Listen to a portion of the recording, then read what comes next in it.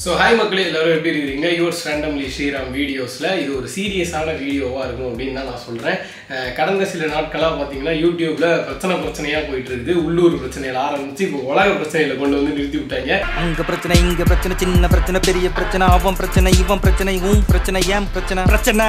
So yes எல்லாருக்குமே வந்து ஒரு பெரிய யூடியூபர் யார் உங்களுக்கு தெரியும் அப்படினு கேட்டா மிஸ்டர் பீஸ்ட் அப்படிங்கறவரை கண்டிப்பாவே சொல்லுவோம். So yes எனக்கும் ஒரு பிடிச்ச யூடியூபர்ன்றதை விட ஒரு பிரம்மாண்டம் அதாவது சங்கர் லெவலுக்கு சங்கர்லாம் விட ஒரு பெரிய பிரம்மாண்டமான ஒரு யூடியூபர் இவர். ஸோ யூடியூபுக்கு இவ்வளோ செலவு பண்ணி ஒரு ஆள் இவ்வளோ வருமானம் எடுக்க முடியுதான்னு கேட்டிங்கன்னா இவர் அதை ப்ரூவ் பண்ணி காட்டுவார். ஸோ அவருக்கு இப்போ ஒரு பிரச்சனை நேர்ந்திருக்கு. என்ன அப்படின்னு பார்த்தீங்கன்னா டாக் பேக் 404 அப்படிங்கிற யூடியூப் சேனலில் ஒருத்தர் வந்து பேசுகிறாரு. நான் வந்து மிஸ்டர் பீஸ்டோட ஃபார்மர் எம்ப்ளாயிப்பா, அவர் ஒரு ஃப்ராடுப்பா அப்படிங்கிறாரு. என்னடா அது ஃப்ராடுன்ட்டு பொசுக்குன்னு சொல்லி விட்டா அப்படின்னு கேட்டால் ஆதாரத்தோடு அவர் வந்து பேசுகிறாரு. இந்த மாதிரிலாம் நடக்குது உள்ள மிஸ்டர் பீஸ்ட் வீடியோ எல்லாமே வந்து ஸ்டேஜ்டு, எல்லாமே ப்ரீ பிளான்டு, எல்லாமே வந்து நீங்கள் பார்க்குறதெல்லாம் வந்து அவங்க செட் பண்ணி வச்சது தான் நீங்கள் பார்க்குறீங்க, அது ரியலான ஒரு வீடியோவே கிடையாது அப்படின்ட்டு அவர் வந்து ஒரு குற்றச்சாட்டு வைக்கிறாரு. நான் இத்தனை வருஷமாக அதை நான் அப்படி தான் நினச்சிக்கிருக்கேன். ஸோ அது எல்லாமே ஸ்டேஜ்டு தான் போல், இவங்க கிட்ட இப்படி சொன்னால் இவங்க இப்படி பண்ண போகிறாங்க ஆக்டர் அப்படின்ட்டு. இப்போ என்ன தான் வந்து நீ வந்து இப்போ நம்ம 2 பேரும் போட்டி வைக்கிறோம், ஸோ இதில் யார் ஜெயிக்கிறான்னு பார்ப்போம் அப்படின்றது வந்து ஒரு நல்லா பார்க்குறதுக்கு இருந்தாலுமே பட் அது ஒரு இன்ட்ரெஸ்டிங்காக இருக்காது இல்லை. ஸோ இந்த கரெக்டாக நீ ஜெயிக்க போகிற தருவாயில் வந்து நீ ஜெயிக்கணும், அப்போ தான் மக்கள் வந்து சூப்பர்ரா அப்படின்ட்டு வந்து கை தட்டி வேடிக்கை பார்ப்பாங்க அப்படின்ற டாக்டிக்ஸ் எல்லாமே அவங்க யூஸ் பண்ணியிருப்பாங்க. அந்த லாஸ்ட் செகண்டில் விக்ட்ரி எடுக்கிறது அப்படி இல்லைன்னா அந்த ரொம்ப வந்து பின்தங்கி இருக்கிறவங்க வந்து, அதாவது பின்தங்கினா கேமில் பின்தங்கி இருக்கிறவங்க வந்து முன்னிலைக்கு வந்து கம்பேக் கொடுக்குறது, இந்த மாதிரி விஷயங்கள்லாம் வந்து மிஸ்டர் பீஸ்ட் வீடியோவில் இருக்கும். அது வந்து ஒரு ஆடியன்ஸை வந்து பாயிண்ட் பண்ணி பார்க்க வைக்கிறதுக்கான ஒரு டாக்டிக்ஸு அப்படின்லாம் சொல்லியிருந்தார் அந்த மனுஷன். ஸோ அவர் வந்து சொல்கிறது வீடியோஸ் எல்லாமே வந்து ஃபேக்கான வீடியோ, அது ஃபேக்கு, நீங்கள் பார்க்குறது எல்லாமே ஆல்ரெடி மிஸ்டர் பீஸ்டோட ஸ்கிரிப்ட் பேப்பரில் இருக்கிற ஒரு விஷயம் அப்படிங்கிறாரு. ஸோ அதே மாதிரி வந்து அவர் கிஃப்ட் கொடுக்குறாரு தெரியுமா, அந்த மாதிரி 1 மில்லியன் கிவ்அவே தரேன் அப்படின்னா வந்து ஒரு 20 ஐஃபோன் உங்களுக்கு வந்து கிவ்அவே தரேன். எல்லாருக்குமே ஒரு ஆசை இருக்கும் மிஸ்டர் பீஸ்ட் மாதிரி கிவ்அவே பண்ணணும் அப்படின்னு சொல்லிட்டு.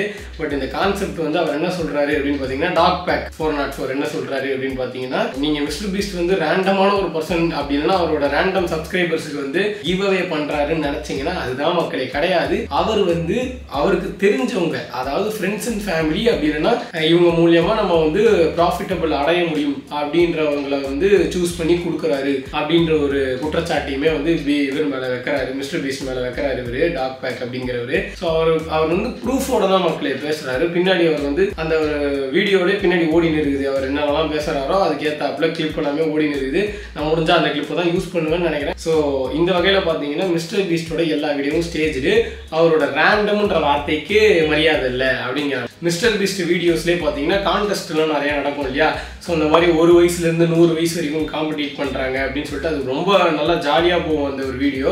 ஸோ அதிலெல்லாம் பார்த்தீங்கன்னா கண்டஸ்டன்ஸாக இருக்கிறவங்க மிஸ்டர் பீஸ்ட்டுக்கு தெரிஞ்சவங்க தான், ரேண்டமான பர்சன்ஸ் கிடையாது. அவங்க எல்லாமே மிஸ்டர் பீஸ்ட் கீழே வேலை தான் செய்கிறாங்களே தவிர்த்து அவங்க ஒரு கண்டஸ்டன்ட் கிடையாது. அவங்க அந்த மணியை வந்து அவங்களுக்கே ப்ரைஸாக அவர் வந்து கொடுக்கல அப்படின்ற மாதிரியான நிறைய குற்றச்சாட்டுகள் வந்து இவர் விற்கிறாரு. எனக்குமே தெரியல, பார்க்குறதுக்கு நல்லா இருக்குது, நான் வந்து பார்த்துட்டு லைக் போட்டு போயிடுவேன். அண்ட் லைக்குன்னு ஒன்றே தான் இன்னொரு விஷயம் ஞாபகம் வருது. மிஸ்டர் பீஸ்டோட ரீசெண்ட் வீடியோ பங்கர் வீடியோ இருக்குது இல்லையா, ஸோ அதுக்கு வந்து நிறைய டிஸ்லைக் இருக்குது அப்படின்ற மாதிரி ஒரு ட்விட்டர் போஸ்ட்டை போட்டு அது என்னமோ பிரச்சனையாகி அதை அடுத்து தூக்கி விட்டாங்க போல். ஸோ இந்த மிஸ்டர் பீஸ்ட் இஷ்யூவில் பார்த்தீங்கன்னா இவர் வந்து அமைதியாக இருந்தாலே பரவாயில்ல. ஸோ கிரிட்டிசைஸ் பண்ணுறவங்க பண்ணிட்டு தானே இருப்பாங்க. இப்போ வந்து ஒருத்தர் வந்து 300 மில்லியன் சப்ஸ்கிரைபர் வச்சுருக்காருன்னா அவரை பற்றி நிறைய பேர் பேச தான் செய்வாங்க. அதுக்குன்ட்டு ஒன்றுத்துக்காக ரியாக்ட் பண்ணிவிட்டு இவனை கெட்ட கமெண்ட்ஸ் போடுறான், அதை டெலீட் பண்ணலாம், இல்லை கெட்ட ட்வீட் போடுறான் டெலீட் பண்ணலாம் அப்படின்னா சந்தேகம் எனக்கு அவர் மேலே தான் வருது. ஏதோ ஒன்று மறைக்கிற மாதிரி இல்லை அப்படின்ற மாதிரி தான் இருக்குது. ஸோ இந்த மாதிரி நிறைய விஷயங்கள் வந்து சந்தேகக்குரிய விஷயங்கள் வந்து நிறைய மிஸ்டர் பீஸ்ட் பண்ணியிருக்கிறாரு அப்படின்றத வந்து இன்டர்நெட்டில் போட்டு போய் கிழிச்சுருக்கிறாங்க. எக்ஸ்லையும் சரி அவரோட கமெண்ட் செக்ஷன்லேயுமே சரி சில பேர் வந்து இந்த டாக் பேக்கை வந்து அடின்னு அடிக்கிறாங்க, இவன் தான் ஃபேக்கு, இவன் ஒரு அட்டென்ஷன் சீக்கரு, இவன் வந்து இந்த மாதிரி வந்து ப்ரூஃபே இல்லாமல் பேசிக்கிட்டு இருக்கான். ஆனால் அவர் வந்து பின்னாடி வீடியோ ஓட விடுறதெல்லாம் பார்த்தீங்கன்னா ப்ரூஃபோட தான் ஓட விட்டுட்டு இருக்காரு. அண்ட் இந்த மாதிரி வந்து கண்டஸ்டன்ஸ் எல்லாமே வந்து ஒரு கொஞ்ச நாளுக்கு முன்னாடியே ஜிம்மி எங்கே இருக்காரோ அவர் பக்கத்தில் வந்து செட்டில் ஆகிட்டு அப்படியே ஒரு கண்டஸ்டண்ட்டாக வந்து எகிரி வச்சிடுறாங்க. இது எந்த விதத்தில் நியாயம்? அவங்க வந்து ஒரு கண்டஸ்டண்ட்டே கிடையாது, அவங்க வந்து ஜிம்மி கீழே கரெக்டாக வேலை செய்கிறவங்க அவங்க அப்படின்ற மாதிரி வந்து டாக் பேக் சொல்கிறாப்புல. ஸோ எனக்கு தெரியலை, இது வந்து ஒரு என்டர்டெயின்மெண்ட் பிளாட்ஃபார்மாக வந்து பார்க்குறத விட்டுட்டு இதில் டீகோடிங் என்கோடிங்லாம் பண்ணிக்கிட்டு இருக்காங்க. பட் ஏதோ நம்மளை வச்சு ஒரு பெரிய வியாபாரம் நடந்துகிட்டு இருக்குன்றது மட்டும் தெரியுது. எண்ட் ஆஃப் த டே யாருமே வந்து எதையுமே ஃப்ரீயாக கொடுக்க போகிறது கிடையாது. அப்படி ஃப்ரீயாக கொடுக்குறாங்கன்னா நம்ம தான் அவங்களோட ப்ராடக்டாக இருப்போமே தவிர்த்து அவங்க வந்து சச்சா நீ வந்து ஒரு ஜாலியாக இருந்துட்டு போ, இதை பாரு ஃப்ரீயாக ஜாலியாக இரு அப்படின்னு யாருமே கண்டென்ட் கொடுக்க போகிறது கிடையாது. நம்மளை வச்சு பின்னாடி நல்லா பிஸ்னஸ் பார்க்க போகிறாங்கன்னு தான் அர்த்தம். ஸோ அந்த வகையில் பிஸ்னஸ் அப்படின்ன உடனே நம்மளோட மிஸ்டர் பீஸ்ட் நிறைய பிஸ்னஸ் ஓன் பண்ணியிருக்கிறாரு. அதாவது எக்ஸாம்பிளுக்கு பார்த்தீங்கன்னா பர்கர் பிஸ்னஸ், இந்த சாக்லேட் பிஸ்னஸ் இதெல்லாம் இருக்குது இல்லையா. ஸோ இதெல்லாமே வந்து ஒரு கேம்பிளிங் கேட்டகரியில் வரும் அப்படின்னு இந்த டாக் பேக் வந்து சொல்கிறாரு. ஸோ கேம்பிளிங் அப்படின்னா டேரெக்டாக ஒரு கேம்பிளிங் கிடையாது.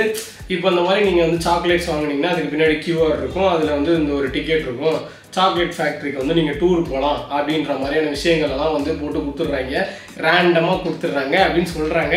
பட் அதுவுமே வந்து ரேண்டம் கிடையாது. ஏன்னா 700K வச்சு ஒரு யூடியூபர்ஸ், அதாவது இங்கிலீஷ் யூடியூபர் இருக்காங்கல்ல, அவங்க வந்து ஜெயிச்சிருக்காங்களா ஒரு டிக்கெட்டை. அவங்க வந்து இந்த மாதிரி டூர் போட்டு அதை வந்து ஒரு ப்ரொமோஷனல் மெட்டீரியலாக அவங்க வந்து பண்ணுறாங்க. அதே மாதிரி அந்த ஒரு சாக்லேட்டுமே ஹெல்த்தியான்னு கேட்டிங்கன்னா அதாவது ஃபஸ்ட்டு வந்து இவங்க பிராண்ட் பண்ணும்போது இந்த ஃபீஸ்டபிள், அது பேர் நம்ம சம்திங், அந்த சாக்லேட் பேர் ஃபீஸ்டபிள்னு தான் நினைக்கிறேன். ஸோ அந்த ஒரு பிராண்டு பார்த்தீங்கன்னா ஃபஸ்ட்டு அட்வர்டைஸ்மெண்ட் பண்ணும்போது இதெல்லாம் நாங்கள் வந்து கேலரி கம்மியானது, இன்னொரு சாக்லேட் பிராண்டை வந்து ஒரு காம்படிட்டர் பிராண்டை வந்து கம்பேர் பண்ணி இவங்களுக்கு நாங்கள் எவ்வளோ பரவாயில்ல 5 இன்க்ரீடியன்ஸ் தான் இருக்குது, நாங்கள் வந்து ஒரு ஹெல்தியரான ஒரு ஆப்ஷன் அப்படின்ற மாதிரியெல்லாம் சொல்லிட்டு பிராண்ட் பண்ணிவிட்டு, பட் இப்போ பார்த்தீங்கன்னா கேலரி வந்து பல மடங்கு அதிகமாக இருக்குது அப்படின்றத வந்து காமிச்சிருக்கிறாங்க. நீங்கள் எப்படி எந்த வகையில் வந்து நீங்கள் இப்படி ஒரு ஃபால்ஸான மார்க்கெட்டிங் பண்ணலாம் அப்படின்னு நிறைய பேர் வந்து கேட்டிருக்கிறாங்க. ஸோ இது வந்து ஒரு பதிலளிக்க வேண்டிய விஷயமா தான் இருக்குது. பிகாஸ் நீங்கள் முன்னாடி வீடியோ வந்து இப்போ கூட யாராவது பார்ப்பாங்க, ஓகே நம்ம இந்த சாக்லேட் வாங்குறதுக்கு பதிலாக இந்த சாக்லேட் ஒரு ஹெல்த்தியர் ஆப்ஷன் அப்படின்னு சொல்லிட்டு வாங்குறதுக்கு சான்ஸ் இருக்குது. அண்ட் அதுலேயுமே பார்த்தீங்கன்னா வின் பண்ணுறதுக்கு வாய்ப்பு இருக்குது, அது இருக்குது இது இருக்குதுன்னு சொல்லிட்டு. இப்போ நீங்கள் வந்து அவரோட ஆடியன்ஸ்லாம் பார்த்தீங்கன்னா ஒரு 14 to 15 வயசுக்குள்ளே இருக்கிற பசங்க தான், சின்ன பசங்க தான் வந்து பார்த்துன்னு இருப்பாங்க.